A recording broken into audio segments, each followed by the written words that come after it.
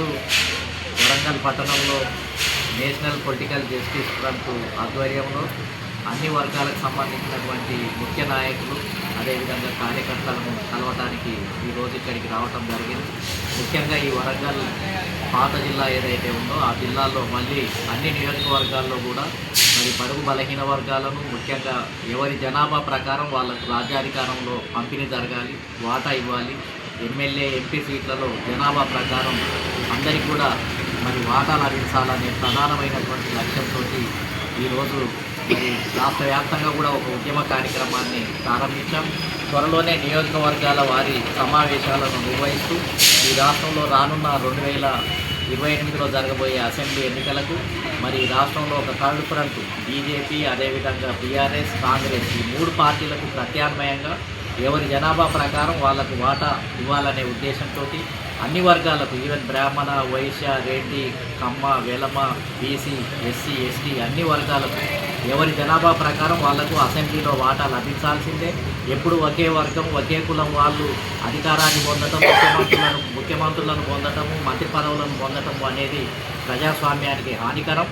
ఈ ప్రజాస్వామ్యాన్ని విస్తరింపజేయాలి, అన్ని వర్గాలకు కూడా పంపిణీ చేయాలి, అన్ని వర్గాలు కూడా లాభపడాలి.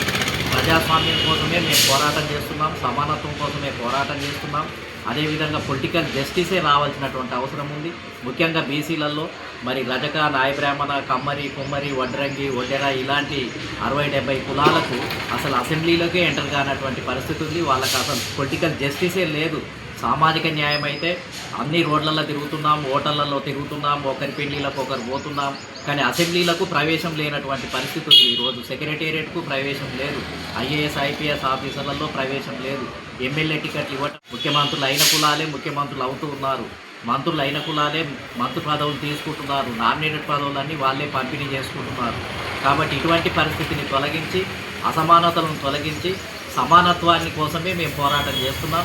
మరి రాజమౌళి గారు అదేవిధంగా శాస్త్రి గారు వీళ్ళు గత 30 సంవత్సరాల నుంచి ఈ బడుగు బలహీన వర్గాలకు సామాజిక న్యాయం లభించాలి, అన్ని వర్గాలు మరి సమానత్వం ఉండాలి, న్యాయం జరగాలి అనే లక్ష్యంతో పోరాటం చేస్తున్నటువంటి వ్యక్తులు.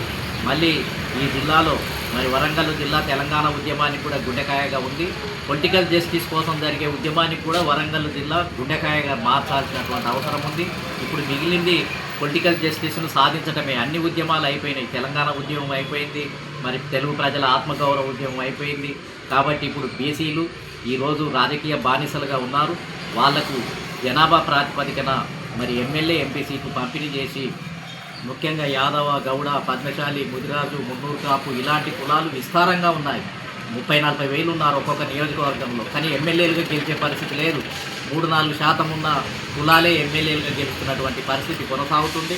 కాబట్టి దీన్ని అంతం చేయాల్సినటువంటి బాధ్యత ఉంది. ముఖ్యంగా సీనియర్ నాయకులు రాజమౌళి గారి నేతృత్వంలో గతంలో ఎన్నో ఉద్యమాలు చేశాం.